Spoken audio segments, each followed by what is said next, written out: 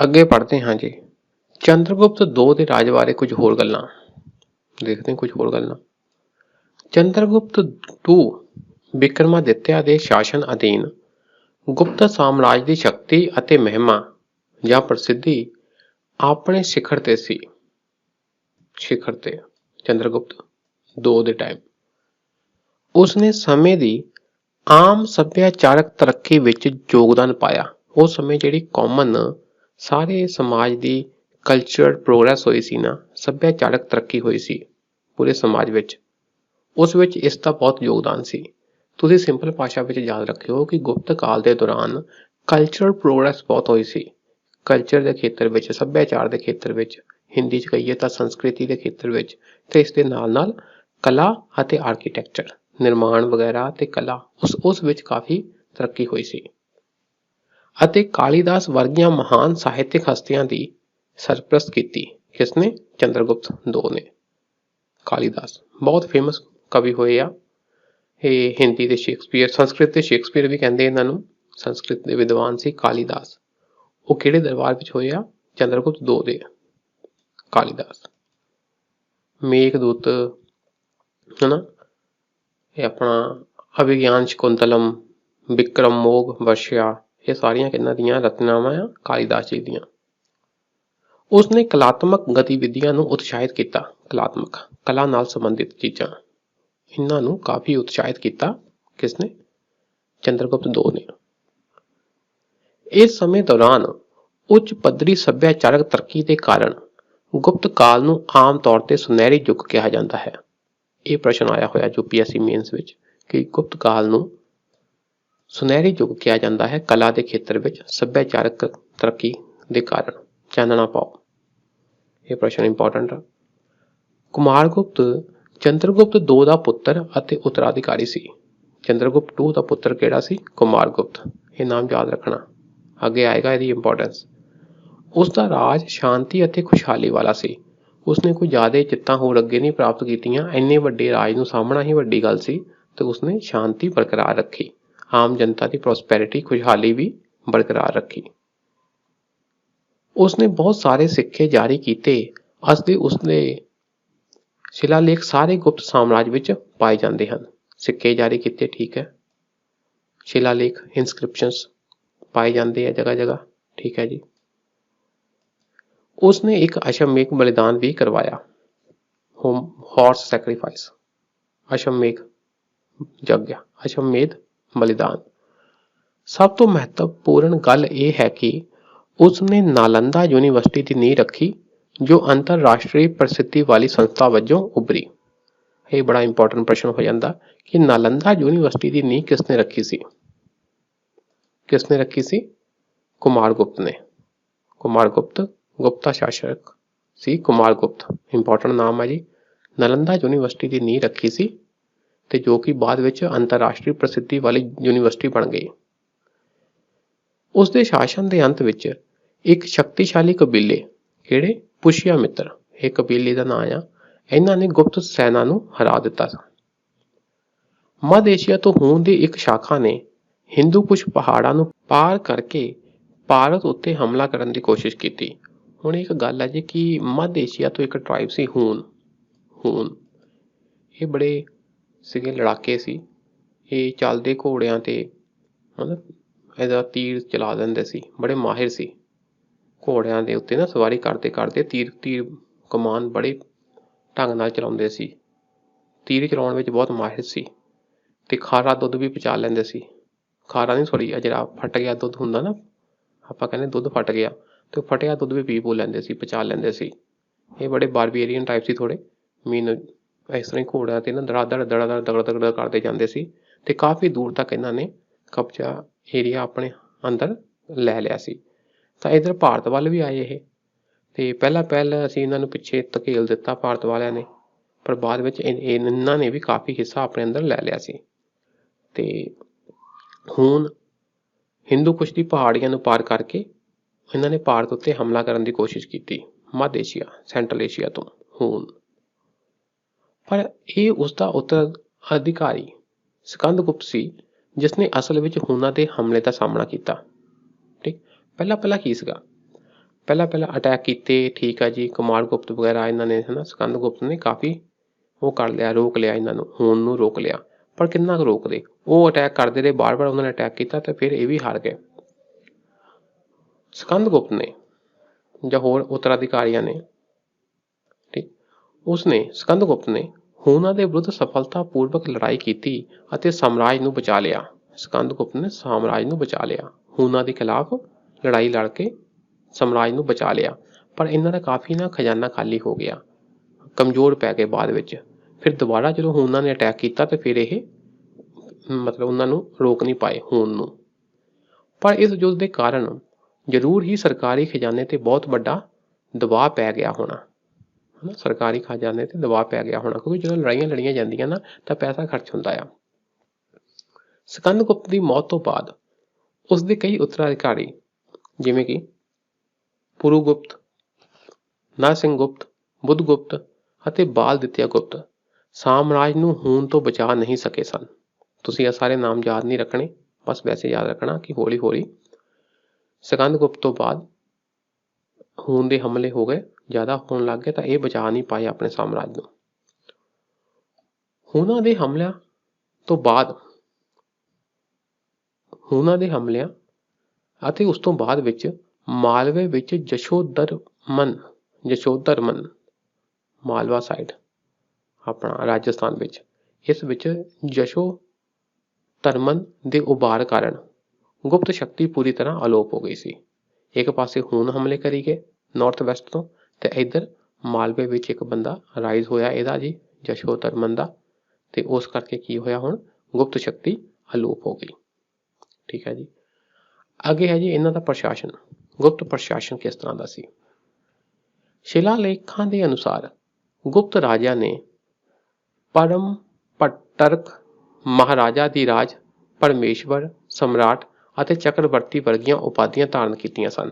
ਮੀਨ ਬਹੁਤ ਵੱਡੇ ਰਾਜੇ। ਤੁਹਾਨੂੰ ਪੁੱਛਿਆ ਜਾ ਸਕਦਾ ਕਿ ਆਹ ਉਪਾਧੀਆਂ ਕਿਹਨਾਂ ਰਾਜਿਆਂ ਦੀ ਸੀ? ਚੱਕਰਵਰਤੀ, ਸਮਰਾਟ, ਪਰਮੇਸ਼ਵਰ, ਮਹਾਰਾਜਾ, ਰਿੱਧੀ ਰਾਜ। ਇਹ ਕੌਣ ਸੀ? ਗੁਪਤ ਰਾਜੇ ਆਪਣੇ ਨਾਂ ਦੇ ਅੱਗੇ ਇੱਦਾਂ ਦੇ ਟਾਈਟਲ ਲਾਉਂਦੇ ਸੀ। ਰਾਜੇ ਨੂੰ ਉਸਦੇ ਪ੍ਰਸ਼ਾਸਨ ਵਿੱਚ ਮੁੱਖ ਮੰਤਰੀ, ਸੈਨਾਪਤੀ ਅਤੇ ਹੋਰ ਮਹੱਤਵਪੂਰਨ ਅਧਿਕਾਰੀਆਂ ਦੀ ਇੱਕ ਕੌਂਸਲ ਦੁਆਰਾ ਸਹਾਇਤਾ ਕੀਤੀ ਜਾਂਦੀ ਸੀ। ਇਹ ਇੱਕ ਕਾਮਨ ਜੀ ਗੱਲ ਸੀ, ਹਰੇਕ ਦੀ ਆਪਣੀ ਇੱਕ ਕੌਂਸਲ ਹੁੰਦੀ ਸੀ ਰਾਜੇ ਦੀ। ਇਹ ਕੌਂਸਲ ਵਿੱਚ ਮੁੱਖ ਮੰਤਰੀ, ਸੈਨਾਪਤੀ ਤੇ ਹੋਰ ਮਹੱਤਵਪੂਰਨ ਅਧਿਕਾਰੀ ਹੁੰਦੇ ਸਨ। ਗੁਪਤ ਸ਼ਿਲਾਲੇਖਾਂ ਵਿੱਚ ਸੰਧੀ ਵਿਗ੍ਰਹਿ ਨਾਮਕ ਇੱਕ ਉੱਚ ਅਧਿਕਾਰੀ ਦਾ ਜ਼ਿਕਰ ਕੀਤਾ ਗਿਆ ਹੈ, ਜੋ ਸ਼ਾਇਦ ਵਿਦੇਸ਼ ਮਾਮਲਿਆਂ ਦਾ ਮੰਤਰੀ ਸੀ। ਵਿਦੇਸ਼ ਮਾਮਲਿਆਂ ਦਾ ਮਿਨਿਸਟਰ ਫॉर ਫੋਰਨ ਅਫੇਅਰਸ। ਠੀਕ, ਸੰਧੀ ਗ੍ਰਹਿ, ਉਹਨਾਂ ਨਾਲ ਸੰਧੀਆਂ ਵਗੈਰਾ ਸਾਈਨ ਕਰਨ ਲਈ। ਇਸ ਤਰ੍ਹਾਂ ਤੁਸੀਂ ਯਾਦ ਰੱਖ ਲਓ। ਠੀਕ ਆ, ਇੰਨਾ ਤੁਸੀਂ ਰੱਟੇ ਨਹੀਂ ਮਾਰਨੇ, ਹਿਸਟਰੀ ਵਿੱਚ ਰੱਟੇ ਬਹੁਤ ਆ, ਉਹ ਤੁਸੀਂ ਇੰਨੇ ਵੀ ਨਹੀਂ ਮਾਰਨੇ ਤਾਂ ਕਿ ਤੁਹਾਡੀ ਤਿਆਰੀ ਲੜਖੜਾ ਜਾਏ। ਮੇਨ ਪੜ੍ਹਨਾ, ਸਮਝਣਾ, ਕਾਮਨ ਗੱਲਾਂ ਯਾਦ ਵੀ ਕਰਨੀਆਂ, ਪ੍ਰੀਵੀਅਸ ਈਅਰ ਪ੍ਰਸ਼ਨ ਦੇਖਣੇ ਆ, ਤੇ ਸਾਰਾ ਕੁਝ ਯਾਦ ਕਰਨ ਨਹੀਂ ਪੈ ਜਾਣਾ। ਅੱਗੇ ਦੇਖੋ ਜੀ, ਗੁਪਤ ਪ੍ਰਸ਼ਾਸਨ ਤੇ ਫਾਹੀਨ ਦੁਆਰਾ ਦਿੱਤੀ ਜਾਣਕਾਰੀ ਕਾਫੀ ਲਾਭਦਾਇਕ ਹੈ। ਫਾਹੀਨ ਕੀ ਕਹਿੰਦਾ ਜੀ ਇਹਨਾਂ ਦੇ ਪ੍ਰਸ਼ਾਸਨ ਬਾਰੇ? ਜਿਹੜਾ ਚੀਨੀ ਯਾਤਰੀ ਆਇਆ ਸੀ ਫਾਹੀਨ, ਉਹ ਕੀ ਕਹਿੰਦਾ? ਉਸ ਅਨੁਸਾਰ ਗੁਪਤਾ ਪ੍ਰਸ਼ਾਸਨ ਨਰਮ ਅਤੇ ਪਰਉਪਕਾਰੀ ਸੀ। ਕੋਈ ਇੰਨਾ ਕਰੂਰ ਨਹੀਂ ਸੀ, ਜਨਤਾ ਦਾ ਹਿੱਤ ਕਰਦਾ ਸੀ, ਸੌਫਟ ਸੀ, ਹਨਾ, ਅਤਿਆਚਾਰ ਨਹੀਂ ਕਰਦਾ ਸੀ। ਲੋਕਾਂ ਦੇ ਆਉਣ ਜਾਣ ਤੇ ਕੋਈ ਪਾਬੰਦੀ ਨਹੀਂ ਸੀ, ਬਹੁਤੀਆਂ ਰਿਸਟ੍ਰਿਕਸ਼ਨਸ ਨਹੀਂ ਲਗਾਈਆਂ ਗਈਆਂ ਸਨ, ਅਤੇ ਉਹਨਾਂ ਨੂੰ ਵੱਡੀ ਪੱਧਰ ਤੇ ਨਿੱਜੀ ਆਜ਼ਾਦੀ ਮਿਲੀ ਸੀ। ਠੀਕ, ਵਿਅਕਤੀਗਤ ਜੀਵਨ ਵਿੱਚ ਰਾਜ ਦਾ ਕੋਈ ਦਖਲ ਨਹੀਂ ਸੀ। ਸਜ਼ਾਵਾਂ ਸਖਤ ਨਹੀਂ ਸਨ, ਆਮ ਸਜ਼ਾ ਜੁਰਮਾਨਾ ਲਗਾਉਣਾ ਸੀ। ਆਹ ਦੇਖੋ, ਗੁਪਤ ਕਾਲ ਦੇ ਵਿੱਚ ਸਜ਼ਾਵਾਂ ਸਖਤ ਨਹੀਂ ਸਨ। ਇਹ ਵੀ ਇੰਟਰਸਟਿੰਗ ਪੁਆਇੰਟ ਆ ਕਿ ਮੇਨ ਧਰਮ ਕਿਹੜਾ ਸੀ? ਬ੍ਰਾਹਮਣਿਜ਼ਮ। ਤੇ ਹਰਸ਼ਵਰਧਨ ਦੇ ਟਾਈਮ ਵਿੱਚ ਅਸੀਂ ਪੜਾਂਗੇ ਕਿ ਮੇਨ ਧਰਮ ਸੀ ਬੁੱਧਿਜ਼ਮ। ਪਰ ਬੁੱਧਿਜ਼ਮ ਭਾਵੇਂ ਨੌਨ ਵਾਇਲੈਂਸ, ਅਹਿੰਸਾ ਦੀ ਗੱਲ ਕਰਦਾ, ਪਰ ਹਰਸ਼ਵਰਧਨ ਦੇ ਟਾਈਮ ਸਖਤ ਸਜ਼ਾਵਾਂ ਸਨ। ਹੱਥ ਪੈਰ ਕੱਟਣਾ, ਹਨਾ, ਫਾਂਸੀ ਦੇਣੀ, ਇਸ ਤਰ੍ਹਾਂ ਦੀਆਂ ਸਜ਼ਾਵਾਂ ਉੱਥੇ ਸੀ। ਪਰ ਗੁਪਤ ਕਾਲ ਦੇ ਵਿੱਚ ਸਜ਼ਾਵਾਂ ਸਖਤ ਨਹੀਂ ਸਨ। ਠੀਕ, ਕੋਈ ਜਾਸੂਸੀ ਸਿਸਟਮ ਨਹੀਂ ਸੀ, ਜੀ। ਤੇ ਪ੍ਰਸ਼ਾਸਨ ਇੰਨਾ ਕੁਸ਼ਲ ਸੀ ਕਿ ਸੜਕਾਂ ਨੂੰ ਮੁਸਾਫਰਾਂ ਲਈ ਸੁਰੱਖਿਅਤ ਰੱਖਿਆ ਗਿਆ ਸੀ। ਸੜਕਾਂ ਤੇ ਮੁਸਾਫਿਰ ਆ ਜਾ ਸਕਦੇ ਸੀ, ਉਹਨਾਂ ਦੀ ਸੁਰੱਖਿਆ ਪ੍ਰਦਾਨ ਕੀਤੀ ਗਈ ਸੀ। ਇੰਨਾ ਵਧੀਆ ਸੀ ਪ੍ਰਸ਼ਾਸਨ। ਕਿਉਂ? ਕਿਉਂਕਿ ਚੋਰਾਂ ਤੋਂ, ਡਾਕੂਆਂ ਤੋਂ ਬਚਾਅ ਲਈ ਪ੍ਰੋਪਰ ਪ੍ਰਬੰਧ ਕੀਤੇ ਗਏ ਸੀ ਅਤੇ ਚੋਰਾਂ ਦਾ ਕੋਈ ਡਰ ਨਹੀਂ ਸੀ। ਫਾਹੀਮ ਨੇ ਕਿਹਾ ਕਿ ਲੋਕ ਆਮ ਤੌਰ ਤੇ ਖੁਸ਼ਹਾਲ ਸਨ ਅਤੇ ਜੁਰਮ ਬਹੁਤ ਘੱਟ ਸੀ। ਠੀਕ ਹੈ, ਇਸ ਤਰ੍ਹਾਂ ਦੇ ਪ੍ਰਸ਼ਨ ਵੀ ਆ ਜਾਂਦੇ ਆ ਕਿ ਫਾਹੀਮ ਨੇ ਇਹ ਕਿਹਾ ਕਿ ਉਸ ਸਮੇਂ ਜੁਰਮ ਬਹੁਤ ਜ਼ਿਆਦਾ ਸੀ। ਨਹੀਂ, ਜੁਰਮ ਬਹੁਤ ਘੱਟ ਸਨ। ਫਾਹੀਮ ਨੇ ਵੀ ਗੁਪਤ ਪ੍ਰਸ਼ਾਸਨ ਦੀ ਕੁਸ਼ਲਤਾ ਦੀ ਸ਼ਲਾਘਾ ਕੀਤੀ ਸੀ, ਕਿਉਂਕਿ ਉਸਨੇ ਖੁਦ ਨੇ ਗੰਗਾ ਘਾਟੀ ਵਿੱਚ ਬਿਨਾਂ ਕਿਸੇ ਡਰ ਦੇ ਯਾਤਰਾ ਕੀਤੀ ਸੀ। ਪੂਰੇ ਗੰਗਾ ਵੈਲੀ ਵਿੱਚ, ਯੂਪੀ ਸਾਈਡ ਪੂਰਾ ਨਾ, ਜਿੱਥੇ ਇੱਥੇ ਗੰਗਾ ਵਹਿੰਦੀ ਆ, ਇਸ ਏਰੀਏ ਵਿੱਚ ਉਸਨੇ ਯਾਤਰਾ ਕੀਤੀ ਸੀ। ਤਾਂ ਉਸਨੇ ਖੁਦ ਮਹਿਸੂਸ ਕੀਤਾ ਸੀ ਕਿ ਯਾਤਰਾ ਦੌਰਾਨ ਬਹੁਤਾ ਡਰ ਨਹੀਂ ਸੀ ਉਸਨੂੰ, ਤੇ ਇਹਦਾ ਮਤਲਬ ਪ੍ਰਸ਼ਾਸਨ ਵਧੀਆ ਸੀ। ਕੁੱਲ ਮਿਲਾ ਕੇ ਪ੍ਰਸ਼ਾਸਨ ਮੌਰਿਆਂ ਨਾਲੋਂ ਜ਼ਿਆਦਾ ਉਦਾਰ ਅਤੇ ਲਿਬਰਲ ਸੀ। ਉਦਾਰ ਜਾਂ ਲਿਬਰਲ ਸੀ। ਠੀਕ। ਸਮਾਜਿਕ ਜੀਵਨ ਦੀ ਗੱਲ ਕਰ ਲਈਏ ਜੀ ਅਸੀਂ। ਸਮਾਜਿਕ ਜੀਵਨ ਵਿੱਚ ਗੜਬੜ ਸੀ। ਸਮਾਜਿਕ ਜੀਵਨ ਵਿੱਚ ਜਾਤ ਪਾਤ ਦੇ ਰੂਲ ਜ਼ਿਆਦਾ ਸਖਤ ਹੋ ਗਏ ਸੀ। ਔਰਤਾਂ ਦੀ ਸਿਚੁਏਸ਼ਨ ਖਰਾਬ ਹੋ ਗਈ ਸੀ। ਬ੍ਰਾਹਮਣਵਾਦ ਦਾ ਬੋਲਬਾਲਾ ਵੱਧ ਗਿਆ ਸੀ। ਭਾਰਤ ਵਿੱਚ ਗੁਪਤ ਕਾਲ ਤੋਂ ਪਹਿਲੋਂ ਦੇ ਦੌਰ ਵਿੱਚ ਵਿਦੇਸ਼ੀ ਹਮਲਿਆਂ ਦੀ ਇੱਕ ਲੜੀ ਵੇਖੀ ਗਈ ਸੀ। ਗੁਪਤਾਂ ਤੋਂ ਪਹਿਲਾਂ ਕੀ ਸੀਗੇ, ਸਾਡੇ ਨਾਰਥ ਵੈਸਟ ਤੋਂ ਕਾਫੀ ਲੋਕ ਇੱਧਰ ਆਕਰਮਣ ਕਰਦੇ ਪਏ ਸੀ, ਤਾਂ ਉਹ ਭਾਰਤ ਵਿੱਚ ਆ ਕੇ ਰਲ ਵੀ ਗਏ, ਭਾਰਤ ਵਿੱਚ ਮਿਕਸਅਪ ਹੋ ਗਏ। ਤੇ ਪਰ ਬਾਅਦ ਵਿੱਚ ਫਿਰ ਗੁਪਤਾ ਕਾਲ ਆਇਆ ਤਾਂ ਇਹਨਾਂ ਨੇ ਫਿਰ ਕਾਸਟ ਸਿਸਟਮ ਥੋਪਿਆ। ਜਿਹੜੇ ਬਾਹਰੋਂ ਆਏ ਸੀ ਉਹ ਵੀ ਕਿਸੇ ਨਾ ਕਿਸੇ ਕੈਟਾਗਰੀ ਵਿੱਚ ਵੰਡੇ ਗਏ ਜਾਤ ਪਾਤ ਦੇ ਆਧਾਰ ਤੇ। ਭਾਰਤੀ ਸਮਾਜ ਨੇ ਉਹਨਾਂ ਵਿਦੇਸ਼ੀਆਂ ਨੂੰ ਪਨਾਹ ਦਿੱਤੀ ਅਤੇ ਉਹ ਇੱਥੇ ਪੱਕੇ ਵਸਨੀਕ ਬਣ ਗਏ ਸਨ। ਪਰ ਗੁਪਤ ਕਾਲ ਦੌਰਾਨ ਜਾਤ ਪਾਤ ਕਠੋਰ ਹੋ ਗਈ ਸੀ। ਜਾਤ ਪਾਤ ਕਠੋਰ ਹੋ ਗਈ ਸਮਾਜ ਵਿੱਚ। ਸਮਾਜਿਕ ਐਂਗਲ ਤੋਂ ਜਾਤ ਪਾਤ ਹੋਰ ਕਠੋਰ ਹੋ ਗਈ। ਔਰਤਾਂ ਦੀ ਸਿਚੁਏਸ਼ਨ ਵੀ ਹੋਰ ਬਦਤਰ ਹੋ ਗਈ। ਸਮਾਜ ਦੀ ਸਿਖਰਲੀ ਪੌੜੀ ਤੇ ਬ੍ਰਾਹਮਣ ਦਾ ਕਬਜ਼ਾ ਸੀ। ਸਭ ਤੋਂ ਉੱਤੇ ਕੌਣ ਸੀ ਜਾਤਾਂ ਦੇ ਹਿਸਾਬ ਨਾਲ? ਬ੍ਰਾਹਮਣਾਂ ਦਾ ਕਬਜ਼ਾ ਸੀ ਸਭ ਤੋਂ ਟੌਪ ਤੇ। ਉਹਨਾਂ ਨੂੰ ਸ਼ਾਸਕਾਂ ਦੇ ਨਾਲ ਨਾਲ ਹੋਰ ਧਨਾੜ ਲੋਕਾਂ ਦੁਆਰਾ ਵੀ ਭਾਰੀ ਤੋਹਫੇ ਦਿੱਤੇ ਗਏ। ਸਮਾਜ ਦੇ ਉੱਚ ਸਿਖਰ ਤੇ ਬੈਠੇ ਬ੍ਰਾਹਮਣਾਂ ਨੂੰ ਤੋਹਫੇ ਮਿਲਦੇ ਸੀ। ਜੱਗ ਵਗੈਰਾ ਹੁੰਦੇ ਸੀ ਤਾਂ ਇਹਨਾਂ ਨੂੰ ਗਿਫਟ ਮਿਲਦੇ ਸੀ। ਸ਼ਾਸਕ ਵੀ ਦਿੰਦੇ ਸੀ ਤਾਂ ਅਮੀਰ ਲੋਕ ਵੀ ਦਿੰਦੇ ਸੀ। ਇਸ ਸਮੇਂ ਦੌਰਾਨ ਛੂਤ ਛਾਤ ਦੀ ਪ੍ਰਥਾ ਹੌਲੀ ਹੌਲੀ ਸ਼ੁਰੂ ਹੋ ਗਈ ਸੀ। ਹੁਣ ਕੀ ਆ, ਅਨਟੱਚੇਬਿਲਟੀ ਵੀ ਆ ਗਈ। ਜਾਤਾਂ ਵਿੱਚ ਵੰਡਿਆ ਜਾਣਾ ਤਾਂ ਇੱਕ ਗੱਲ ਆ ਵੀ ਜਾਤਾਂ 'ਚ ਵੰਡ ਦਿੱਤਾ ਗਿਆ, ਤਾਂ ਇਸ ਦੇ ਨਾਲ ਨਾਲ ਛੂਤ ਛਾਤ ਵੀ ਆ ਗਿਆ, ਅਨਟੱਚੇਬਿਲਟੀ ਦਾ ਕੰਸੈਪਟ ਵੀ ਆ ਗਿਆ। ਇਹ ਵੀ ਕੰਸੈਪਟ ਆ ਗਿਆ। ਅਨਟੱਚੇਬਿਲਟੀ ਮਤਲਬ ਵੀ ਦੂਸਰੇ ਦੀ ਪਰਛਾਵਾਂ ਨਾ ਪਵੇ, ਕਿਸੇ ਦਾ ਸਪਰਸ਼ ਹੋ ਗਿਆ ਤਾਂ ਪਿੱਟਿਆ ਗਿਆ। ਠੀਕ। ਇਹ ਖਾਸ ਜਾਤ ਦੇ ਲੋਕਾਂ ਨੂੰ ਐਜੂਕੇਸ਼ਨ ਦੀ ਮਨਾਹੀ ਹੋਣੀ। ਬੇਸਿਕਲੀ ਹੁਣ ਮਨੁਸਮ੍ਰਿਤੀ ਲਾਗੂ ਹੋਣ ਲੱਗ ਗਈ। ਇਹਨਾਂ ਨੇ ਲਾਗੂ ਕੀਤੀ। ਫਾਹੀਮ ਦੱਸਦਾ ਹੈ ਕਿ ਚੰਡਾਲਾਂ ਨੂੰ ਸਮਾਜ ਤੋਂ ਵੱਖ ਕੀਤਾ ਗਿਆ ਸੀ। ਚੰਡਾਲ ਸਮਾਜ ਤੋਂ ਅਲੱਗ ਰਹਿੰਦੇ ਸੀ। ਜਿਹੜੇ ਅਨਟੱਚੇਬਲ ਆ, ਚੰਡਾਲ ਹੋ ਗਏ, ਇਸ ਤਰ੍ਹਾਂ ਦੀਆਂ ਕਾਸਟਾਂ ਦੇ ਲੋਕ, ਉਹ ਸਮਾਜ ਤੋਂ ਅਲੱਗ ਰੱਖੇ ਜਾਂਦੇ ਸੀ। ਦੇਖੋ, ਸ਼ੂਦਰਾਂ ਤੇ ਅਨਟੱਚੇਬਲ ਵਿੱਚ ਫਰਕ ਆ। ਸ਼ੂਦਰ ਤਾਂ ਹੋ ਗਏ ਚੌਥਾ ਵਰਨ, ਪਰ ਜਿਹੜੇ ਅਨਟੱਚੇਬਲ ਹੁੰਦੇ ਆ ਉਹਨਾਂ ਦਾ ਸਪਰਸ਼ ਵੀ ਬੁਰਾ ਮੰਨਿਆ ਜਾਂਦਾ। ਚੰਡਾਲ ਵੀ ਇਹਨਾਂ ਵਿੱਚ ਆਉਂਦੇ ਆ। ਉਹਨਾਂ ਦੀ ਤਰਸਯੋਗ ਹਾਲਤ ਨੂੰ ਚੀਨੀ ਯਾਤਰੀ ਨੇ ਵਿਸਤਾਰ ਨਾਲ ਦੱਸਿਆ ਹੈ। ਚੀਨੀ ਯਾਤਰੀ ਫਾਹੀਮ ਦੱਸਦਾ ਆ ਕਿ ਅਨਟੱਚੇਬਲਸ ਦੀ ਕੀ ਹਾਲਤ ਸੀ, ਅਛੂਤਾਂ ਦੀ ਕੀ ਹਾਲਤ ਸੀ। ਇਸ ਦੌਰਾਨ ਔਰਤਾਂ ਦੀ ਸਥਿਤੀ ਵੀ ਤਰਸਯੋਗ ਹੋ ਗਈ ਸੀ। ਸਮਾਜ ਦੀ ਗੱਲ ਕਰਦੇ ਪਏ ਆ। ਸਮਾਜ ਦਾ ਦੂਸਰਾ ਮੇਨ ਪਹਿਲੂ ਕੀ ਆ? ਇੱਕ ਔਰਤਾਂ ਦੀ ਸਿਚੁਏਸ਼ਨ ਵੀ ਬਹੁਤ ਤਰਸਯੋਗ ਹੋ ਗਈ ਸੀ। ਉਹਨਾਂ ਨੂੰ ਪੁਰਾਣਾ ਵਰਗੇ ਧਾਰਮਿਕ ਗ੍ਰੰਥਾਂ ਦਾ ਅਧਿਐਨ ਕਰਨ ਦੀ ਮਨਾਹੀ ਸੀ। ਹੁਣ ਉਹ ਧਾਰਮਿਕ ਗ੍ਰੰਥਾਂ ਦਾ ਅਧਿਐਨ ਨਹੀਂ ਕਰ ਸਕਦੀਆਂ ਸਨ, ਮਨਾ ਕਰ ਦਿੱਤਾ ਗਿਆ। ਔਰਤਾਂ ਨੂੰ ਪੂਰੀ ਤਰ੍ਹਾਂ ਨਾਲ ਮਰਦਾਂ ਦੇ ਅਧੀਨ ਨਿਯੰਤਰਣ ਕੀਤਾ ਗਿਆ ਸੀ। ਉਹਨਾਂ ਦੀ ਪੂਰੀ ਤਰ੍ਹਾਂ ਅਧੀਨਗੀ ਨੂੰ ਉਹ ਕਰਤਾ ਸੀ, ਰੂਲ ਬਣਾ ਦਿੱਤੇ ਗਏ ਸੀ ਕਿ ਉਹ ਮਰਦ ਦੇ ਅਧੀਨ ਆ। ਉਹਨਾਂ ਨੂੰ ਰੈਗੂਲਰਾਈਜ਼ ਕਰ ਦਿੱਤਾ ਗਿਆ ਸੀ, ਨਿਯੰਤਰਣ ਕਰ ਦਿੱਤਾ ਗਿਆ ਸੀ। ਉਹਨਾਂ ਉੱਤੇ ਪ੍ਰੋਪਰ ਰੂਲ ਬਣਾ ਦਿੱਤੇ ਗਏ ਸੀ ਵੀ ਤੁਸੀਂ ਆਹ ਕੰਮ ਕਰਨੇ ਆ, ਆਹ ਨਹੀਂ ਕੰਮ ਕਰਨੇ। ਬੇਸਿਕਲੀ ਮਰਦਾਂ ਦੇ ਅਧੀਨ ਕਰਤਾ। ਪਰ ਇਹ ਜ਼ੋਰ ਦਿੱਤਾ ਗਿਆ ਸੀ ਕਿ ਮਰਦਾਂ ਦੁਆਰਾ ਉਹਨਾਂ ਦੀ ਸੁਰੱਖਿਆ ਅਤੇ ਆਦਰ ਨਾਲ ਵਿਵਹਾਰ ਕੀਤਾ ਜਾਵੇ, ਵੀ ਮਰਦ ਉਹਨਾਂ ਦੀ ਸੁਰੱਖਿਆ ਵੀ ਕਰੇ ਤੇ ਉਹਨਾਂ ਨੂੰ ਰਿਸਪੈਕਟ ਵੀ ਦੇਵੇ। ਇਹ ਵੀ ਗੱਲ ਤੇ ਜ਼ੋਰ ਦਿੱਤਾ। ਇਹ ਮਤਲਬ ਇਹ ਨਹੀਂ ਕਿ ਜੇ ਉਹ ਔਰਤ ਮਰਦ ਦੇ ਅਧੀਨ ਆ ਤਾਂ ਮਰਦ ਜੋ ਮਰਜ਼ੀ ਉਹਨਾਂ ਨਾਲ ਬਦਤਮੀਜ਼ੀ ਕਰੇ। ਨਹੀਂ, ਮਰਦਾਂ ਨੂੰ ਚਾਹੀਦਾ ਕਿ ਉਹ ਔਰਤ ਦਾ ਸਤਿਕਾਰ ਕਰੇ ਤੇ ਉਹਨਾਂ ਦੀ ਸੁਰੱਖਿਆ ਦੀ ਜ਼ਿੰਮੇਵਾਰੀ ਵੀ ਮਰਦ ਤੇ ਆ। ठीक है जी। ਸਵੰਬਰ ਦੀ ਪ੍ਰਥਾ ਦਾ ਤਿਆਗ ਕਰ ਦਿੱਤਾ ਗਿਆ ਸੀ ਵੀ ਔਰਤ ਹੁਣ ਆਪਣੇ ਮਨਪਸੰਦ ਦਾ ਵਰ ਨਹੀਂ ਚੁਣ ਸਕਦੀ। ਮਨੂ ਸਮ੍ਰਿਤੀ ਨੇ ਕੁੜੀਆਂ ਲਈ ਛੇਤੀ ਵਿਆਹ ਦਾ ਸੁਝਾਅ ਦਿੱਤਾ ਸੀ ਵੀ ਕੁੜੀਆਂ ਦਾ ਵਿਆਹ ਛੇਤੀ ਛੇਤੀ ਕਰ ਦੇਣਾ ਚਾਹੀਦਾ, ਤਾਂ ਇਹ ਗੱਲਾਂ ਨੂੰ ਕਾਫੀ ਹੱਦ ਤੱਕ ਲਾਗੂ ਵੀ ਕੀਤਾ ਜਾਂਦਾ ਸੀ। ਧਰਮ ਦੇ ਖੇਤਰ ਵਿੱਚ ਗੁਪਤ ਕਾਲ ਵਿੱਚ ਬ੍ਰਾਹਮਣਵਾਦ ਨੂੰ ਸਰਵਉੱਚ ਸਥਾਨ ਸੀ। ਬ੍ਰਾਹਮਣਵਾਦ ਪੁਜਾਰੀ ਵਰਗ ਨੂੰ ਸਭ ਤੋਂ ਉਚਲਾ ਸਥਾਨ ਸੀ। ਬ੍ਰਾਹਮਣਵਾਦ ਬੇਸਿਕਲੀ ਬ੍ਰਾਹਮਣਿਜ਼ਮ ਤੋਂ ਆਇਆ ਜੀ। ਬ੍ਰਾਹਮਣਵਾਦ ਊਚ ਨੀਚ ਵਾਲਾ ਕੰਸੈਪਟ ਸਮਾਜ ਵਿੱਚ, ਉਸ ਨੂੰ ਕਹਿ ਦਿੰਦੇ ਆ ਬ੍ਰਾਹਮਣਵਾਦ। ਇਸ ਦੀਆਂ ਦੋ ਸ਼ਾਖਾਵਾਂ ਸਨ, ਵੈਸ਼ਨਵਵਾਦ ਅਤੇ ਸ਼ੈਵਵਾਦ। ਬ੍ਰਾਹਮਣਵਾਦ ਵਿੱਚ ਵੀ ਦੋ ਗਰੁੱਪ ਹੋ ਗਏ, ਇੱਕ ਜਿਹੜੇ ਵਿਸ਼ਨੂੰ ਨੂੰ ਮੰਨਦੇ ਸੀ ਵੈਸ਼ਨਵਵਾਦ, ਤੇ ਜਿਹੜੇ ਸ਼ਿਵ ਜੀ ਨੂੰ ਮੰਨਦੇ ਸੀ ਸ਼ੈਵਵਾਦ। ਜ਼ਿਆਦਾਤਰ ਗੁਪਤ ਰਾਜੇ ਵੈਸ਼ਨਵ ਸਨ। ਉਹਨਾਂ ਨੇ ਅਸ਼ਵਮੇਧ ਬਲੀਦਾਨ ਵੀ ਕੀਤੇ, ਅਸੀਂ ਪੜ੍ਹਿਆ ਇਹ ਗੱਲਾਂ ਪੜ੍ਹੀਆਂ। ਮੂਰਤੀਆਂ ਦੀ ਪੂਜਾ, ਇਹ ਤਾਂ ਕਾਫੀ ਰਿਵਾਈਵਲ ਹੋ ਗਿਆ, ਅਤੇ ਧਾਰਮਿਕ ਤਿਉਹਾਰਾਂ ਨੂੰ ਵਿਸਤ੍ਰਿਤ ਰੀਤੀ ਰਿਵਾਜਾਂ ਨਾਲ ਮਨਾਉਣਾ ਇਹਨਾਂ ਨੇ ਦੋਹਾਂ ਧਰਮਾਂ ਨੂੰ ਪ੍ਰਸਿੱਧ ਬਣਾਇਆ।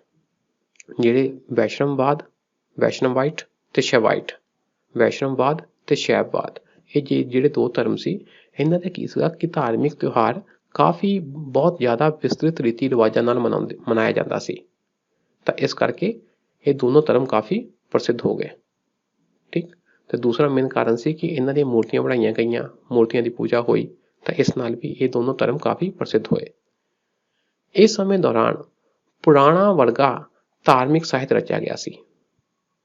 ਧਾਰਮਿਕ ਸਾਹਿਤ ਜਿਸ ਵਿੱਚ ਦੇਵੀ ਦੇਵਤਿਆਂ ਦੀ ਗੱਲਾਂ ਹੋਣ, ਉਹਨਾਂ ਬਾਰੇ ਕਹਾਣੀਆਂ ਹੋਣ, ਇਸ ਤਰ੍ਹਾਂ ਦਾ ਸਾਹਿਤ ਰਚਿਆ ਗਿਆ। ਬ੍ਰਾਹਮਣਵਾਦ ਦੀ ਤਰੱਕੀ ਨੇ ਬੁੱਧ ਅਤੇ ਜੈਨ ਧਰਮ ਦੀ ਅਣਦੇਖੀ ਕੀਤੀ। ਜਿਹੜੇ ਮੇਨ ਪਹਿਲਾਂ ਦੇ ਦੋ ਧਰਮ ਸੀ ਬੁੱਧ ਤੇ ਜੈਨ, ਉਹ ਹੁਣ ਬੈਕ ਸਟੇਜ ਤੇ ਚਲ ਗਏ, ਇਹਨਾਂ ਦੀ ਅਣਦੇਖੀ ਹੋ ਗਈ। ਫਾਹੀਨ ਗੰਗਾ ਘਾਟੀ ਵਿੱਚ ਬੁੱਧ ਧਰਮ ਦੇ ਪਤਨ ਬਾਰੇ ਦੱਸਦਾ ਹੈ। ਅਸੀਂ ਪਹਿਲਾਂ ਪੜ੍ਹਿਆ ਕਿ ਫਾਹੀਨ ਕਹਿੰਦਾ ਕਿ ਨਾਰਥ ਵੈਸਟ ਵਿੱਚ ਤਾਂ, ਉੱਤਰ ਪੱਛਮ ਵਿੱਚ ਤਾਂ ਬੁੱਧ ਧਰਮ ਕਾਫੀ ਪ੍ਰਫੁੱਲਿਤ ਹੋ ਰਿਹਾ ਸੀ, ਪਰ ਗੰਗਾ ਘਾਟੀ ਵਿੱਚ ਬੁੱਧ ਧਰਮ ਕਾਫੀ ਗਿਰਾਵਟ ਵੱਲ ਜਾ ਰਿਹਾ ਸੀ, ਕਾਫੀ ਪਤਨ ਵੱਲ ਜਾ ਰਿਹਾ ਸੀ। ਪਰ ਵਸੂਬੰਧੂ ਵਰਗੇ ਕੁਝ ਬੋਧੀ ਵਿਦਵਾਨਾਂ ਨੂੰ ਗੁਪਤਾ ਰਾਜਿਆਂ ਦੁਆਰਾ ਸਰਪ੍ਰਸਤੀ ਦਿੱਤੀ ਗਈ ਸੀ। ਗੁਪਤ ਰਾਜੇ ਦੇ ਰਾਜ ਦਰਬਾਰ ਵਿੱਚ ਵਸੂਬੰਧੂ ਇੱਕ ਬੋਧੀ ਵਿਦਵਾਨ ਸੀ, ਠੀਕ ਆ, ਉਹਨਾਂ ਨੂੰ ਸਰਪ੍ਰਸਤੀ ਦਿੱਤੀ ਗਈ ਸੀ, ਕੋਈ ਜ਼ਿਆਦਾ ਇੰਨਾ ਵਿਤਕਰਾ ਨਹੀਂ ਕੀਤਾ ਗਿਆ ਸੀ, ਪਰ ਬੇਸਿਕਲੀ ਬ੍ਰਾਹਮਣਵਾਦ ਦਾ ਬੋਲਬਾਲਾ ਸੀ। ਪੱਛਮੀ ਅਤੇ ਦੱਖਣੀ ਭਾਰਤ ਵਿੱਚ ਜੈਨ ਧਰਮ ਵਧਿਆ, ਵੈਸਟਰਨ ਤੇ ਸਾਊਥ ਵਿੱਚ ਇੱਥੇ ਜੈਨ ਧਰਮ ਵਧਿਆ। ਇਸ ਸਮੇਂ ਦੌਰਾਨ ਬੱਲਵੀ ਵਿਖੇ ਮਹਾਨ ਜੈਨ ਪਰਿਸ਼ਦ ਹੋਈ ਅਤੇ ਸਵੈਤਾਂਬਰਾਂ ਦਾ ਜੈਨ ਸਿਧਾਂਤ ਲਿਖਿਆ ਗਿਆ। ਇਹ ਇੰਟਰਸਟਿੰਗ ਗੱਲ ਆ। ਦੂਸਰੀ ਜੈਨ ਕੌਂਸਲ ਕਿੱਥੇ ਹੋਈ ਸੀ? ਬੱਲਵੀ ਵਿਖੇ। PV ਯਾਦ ਕਰੋ, PV ਪਹਿਲੀ ਪਾਟਲੀਪੁੱਤਰ ਵਿਖੇ ਤੇ ਦੂਸਰੀ ਬੱਲਵੀ ਵਿਖੇ। ਤਾਂ ਇਸ ਵਿੱਚ ਕੀ ਆ, ਜਿਹੜਾ ਸਵੇਤਾਂਬਰ ਯਾਦ ਕਰੋ, ਸਵੇਤਾਂਬਰ ਤੇ ਦਿਗੰਬਰ ਦੋ ਸੀ ਗਰੁੱਪ। ਸਵੇਤਾਂਬਰ ਜਿਹੜੇ ਚਿੱਟੇ ਕੱਪੜੇ ਪਾਉਂਦੇ ਆ, ਉਹਨਾਂ ਦਾ ਉਹ ਵਾਲੇ ਜੈਨ ਗਰੁੱਪ ਦਾ ਜੈਨ ਸਿਧਾਂਤ ਲਿਖਿਆ ਗਿਆ ਸੀ। ਬੱਲਵੀ ਵਿਖੇ ਹੋਈ ਸੀ ਇਹ। ਬੱਲਵੀ ਕਿੱਥੇ ਆ? ਗੁਜਰਾਤ ਵਿੱਚ। ਇੱਥੇ ਦੂਸਰੀ ਜੈਨ ਕੌਂਸਲ ਹੋਈ ਸੀ। ਹੁਣ ਪ੍ਰਸ਼ਨ ਆ ਜਾਂਦਾ ਕਿਹਨਾਂ ਦੇ ਰਾਜ ਵਿੱਚ ਹੋਈ ਸੀ? ਤਾਂ ਥੋੜਾ ਅੰਦਾਜ਼ਾ ਲਾਓ। 5ਵੀਂ ਸ਼ਤਾਬਦੀ ਈਸਵੀ ਵਿੱਚ ਹੋਈ, ਤਾਂ ਉਸ ਸਮੇਂ ਭਾਰਤ ਵਿੱਚ ਗੁਪਤਾਂ ਦਾ ਰਾਜ ਸੀ, ਗੁਪਤ ਦਾ ਰਾਜ ਸੀ। ਇਹ ਸਾਰੀਆਂ ਗੱਲਾਂ ਤੁਸੀਂ ਯਾਦ ਨਹੀਂ ਰੱਖ ਪਾਓਗੇ, ਪਰ ਤੁਹਾਨੂੰ ਥੋੜਾ ਚੇਤੇ ਹੋਣਾ ਚਾਹੀਦਾ ਆ। ਹਾਂ ਬਈ 5ਵੀਂ ਸ਼ਤਾਬਦੀ ਦੇ ਕਰੀਬ ਹੋਈ ਸੀ, ਪਹਿਲੀ ਕੌਂਸਲ ਤੋਂ 700 ਸਾਲ ਬਾਅਦ, 700-800 ਸਾਲ ਬਾਅਦ, ਤੇ ਉਸ ਵੇਲੇ ਗੁਪਤਾਂ ਦਾ ਰਾਜ ਸੀ। ਠੀਕ ਹੈ। ਤੇ ਸਵੈਤਾਂਬਰਾਂ ਦਾ, ਨਾਰਥ ਵਾਲੇ ਜਿਹੜੇ ਸੀ ਜੈਨ, ਉਹਨਾਂ ਦਾ ਸਵੈਤਾਂਬਰਾਂ ਦਾ ਜੈਨ ਸਿਧਾਂਤ ਲਿਖਿਆ ਗਿਆ। ਇਹ ਗੱਲਾਂ ਹੋ ਗਈਆਂ, ਇਹ ਤੁਸੀਂ ਬਾਰ-ਬਾਰ ਪੜ੍ਹ ਲੈਣਾ, ਨੋਟਸ ਬਣਾ ਲੈਣੇ ਹੱਥੀਂ ਲਿਖ ਕੇ। ਤੇ ਅੱਜ ਲਈ ਇੰਨਾ ਹੀ ਰੱਖਦੇ ਹਾਂ। ਸ਼ੁਕਰੀਆ ਜੀ, ਸਤਿ ਸ਼੍ਰੀ ਅਕਾਲ।